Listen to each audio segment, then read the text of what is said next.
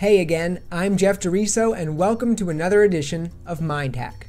Today, U.S. Navy opens new Information Warfare Center. Toronto man charged with pretending to practice witchcraft. And does the storm of digitized information contribute to the de-evolution of mankind?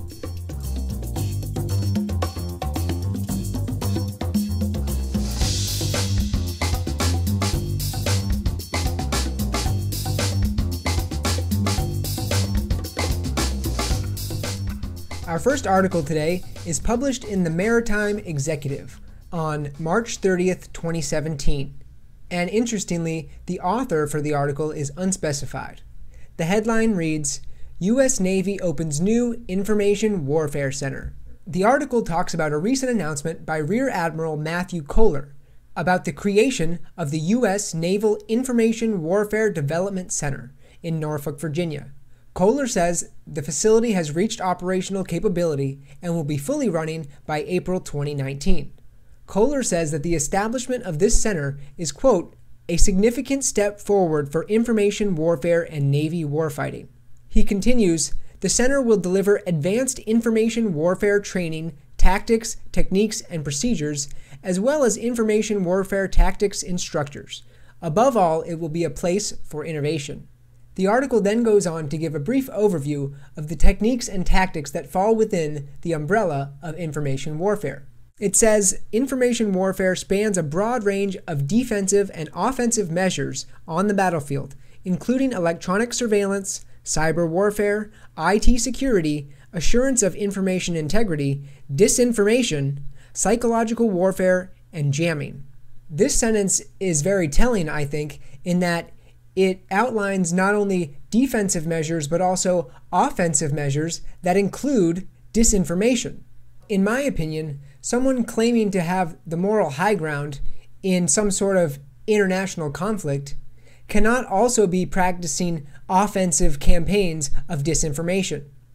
There's no situation that I can think of where purposely promoting deception and lies can lead to friendship and cooperation.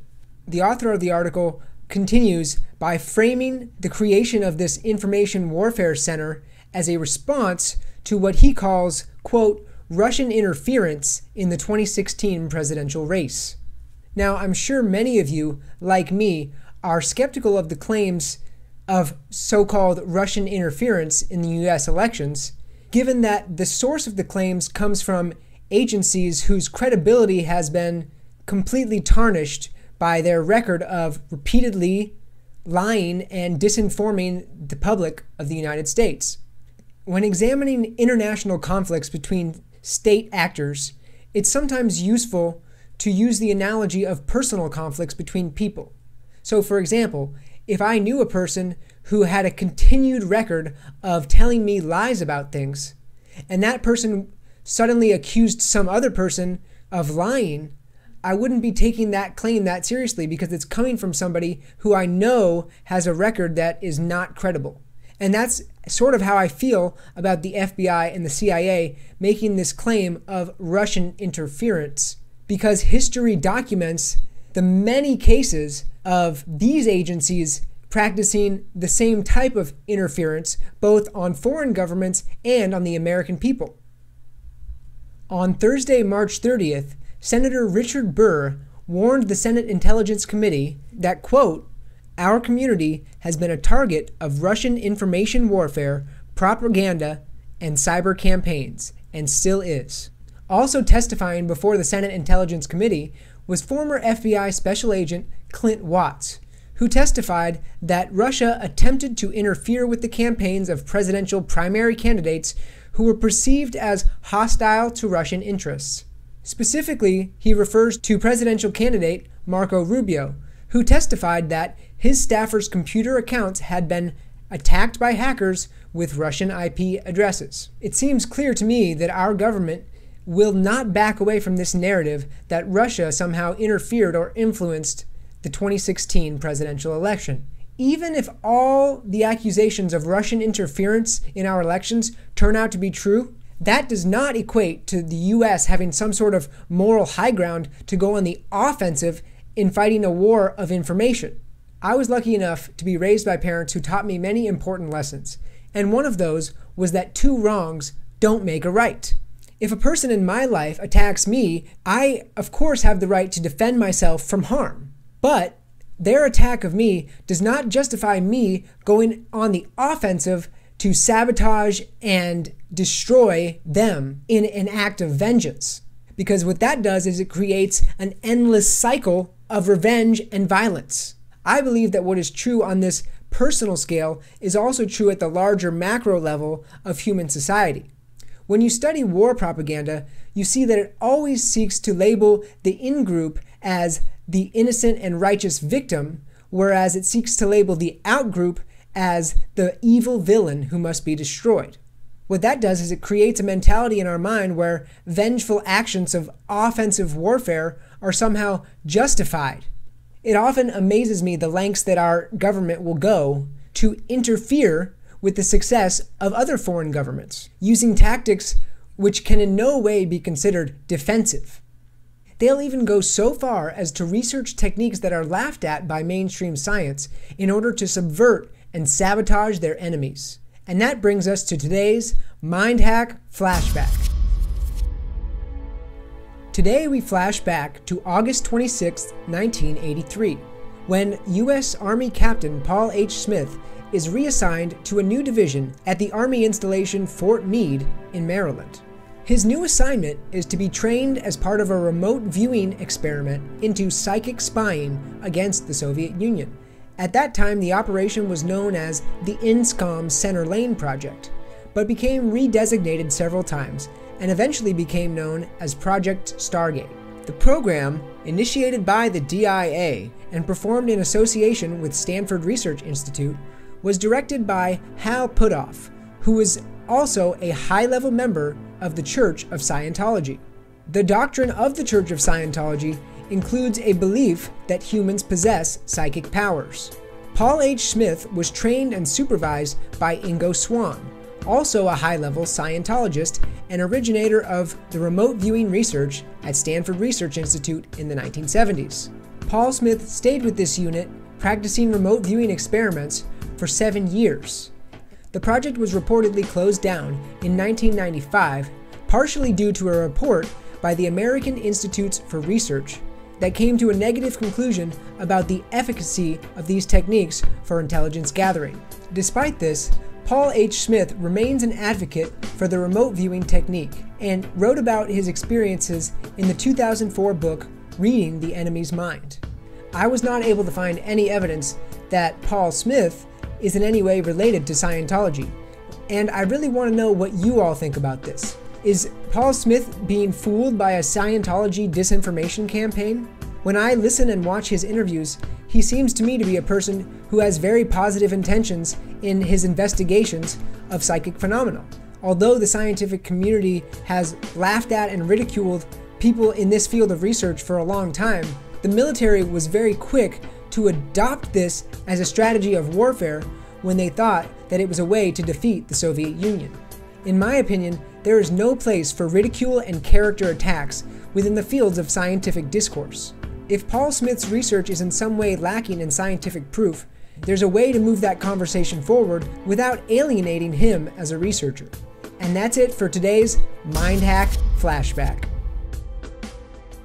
Our next article, published on March 31st, 2017 in Digital Journal, is entitled Toronto Psychic Charged with Pretending to Practice Witchcraft. The story states that Toronto police have recently charged a 37-year-old man named Murali Mutyalu, visiting from India, with pretending to practice witchcraft. The man, advertising himself as an astrologer and psychic under the pseudonym Master Raghav, allegedly received $101,000 from a Toronto man who sought treatment for his mentally ill daughter. Mutyalu told the victim's father that she was possessed by evil spirits and conducted several supposed healing sessions to drive them out. Mutyalu has been charged with a little-known Canadian law enacted in 1892. This statute, Section 365 in the Canada Code of Law, prohibits fraudulently pretending to exercise witchcraft. In order to defeat this charge under Section 365, the defendant would have to demonstrate his psychic abilities to the court.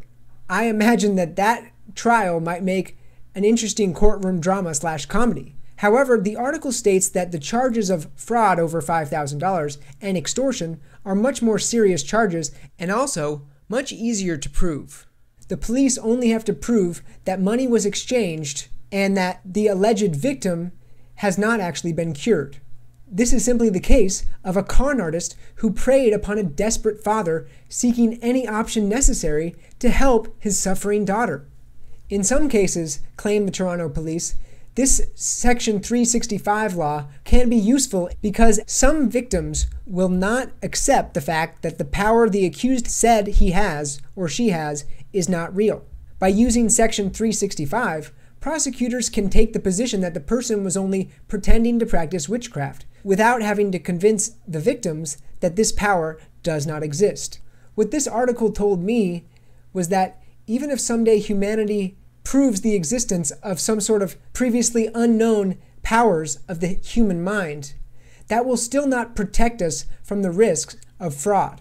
There will always be people who lie and say that they're going to do something and then don't follow through. And no amount of scientific research will change that. While I think it's okay to be open-minded to new possibilities and techniques, it's also extremely important to do your due diligence when you trust somebody with your health or your financial stability. Our final article today was published in Global Research on March 1st, 2017 by John Stanton. The article is entitled "The Digital Storm: Blowing Away the Human Mind." The article begins with an excerpt from Paul Virilio's book, The Administration of Fear. The last paragraph states, "Promoting progress means that we are always behind. On the high-speed internet, on our Facebook profile, on our email inbox, there are always updates to be made. We are the objects of daily masochism and under constant tension." The author, John Stanton, compares our inundation with signals from TV, computers, and cell phones with a digital storm that muddles and damages the human mind and its thinking processes. He continues to say that the reason this storm has engulfed so many people is that, like an addictive drug, it rewires our neural pathways with a new set of rewards and punishments. The fact that we have instantaneous access to information gives our brain a shot of dopamine that we seek to repeat over and over. Stanton also argues that there's a downside to this, which he calls connection insecurity. Connection insecurity, he says, creates a fear of not being connected or being seen or taking part in the social scene. It's the fear of missing out on the daily online world and being MIA to comment on the latest incidental text, image, or sound. To eliminate connection insecurity, the brain creates an addiction that resembles the cocaine addict's frenzied search for more. So Stanton argues that this new system of reward and punishment is actually transforming our brain and our human character. In his opinion, this is not a process of evolution, but of de-evolution. Stanton argues that because our brain prioritizes the short-term gain of the release of dopamine over the long-term gains that could be achieved by pausing and reflecting, that our social interactions have degraded to a point where they're no longer productive. If there's anything I learned from the 2016 election, it's that American citizens are locked into a political discourse that inherently encourages them to alienate each other. I think talking about addiction is a great way to come at this issue, because addiction is something that all of us struggle with in some degree or in some form. Now, some addictions are more stigmatized than others in society. So often people with the more acceptable addictions look down on those with the more stigmatized addictions. But in reality, they are in denial of the fact that the same mechanism is at work within their own mind. This reminded me of a quote from someone who I believe is one of the greatest contributors to the field of psychology in the 20th century. His name is Carl Jung. In his 1952 work, Psychology and Alchemy, he said, "People will do anything, no matter how absurd, in order to avoid facing their own souls." And I think in this quote and in his works, Carl Jung speaks to this pattern of addiction that we have as a society to external validation. An interesting 2010 scientific study bears out this point: how the opinion of others affects our valuation of objects. In the summary, the study states, this finding provides clear evidence that social influence mediates very basic value signals. We as humans are constantly comparing ourselves to others and adjusting our opinion of what is and is not valuable based on the opinions of others. And the internet gives us endless opportunity to do this. Well, I think the internet and digitized technology has given us a great opportunity to seek out knowledge that we could never have accessed before. Unfortunately, it also gives us an opportunity to get our fix on this addiction that we have to comparing ourselves to others. How can we have a discussion about addiction and technology that makes everyone feel included?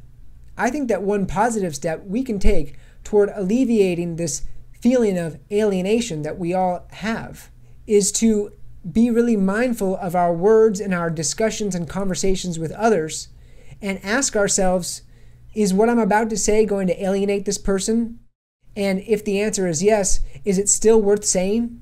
That's it for today's edition of Mind Hack. Please let me know your thoughts in the comments below. Thanks for watching, and if you liked this episode, please consider becoming a member of the Newsbud community. I'm Jeff DeRiso, and I'll see you next time.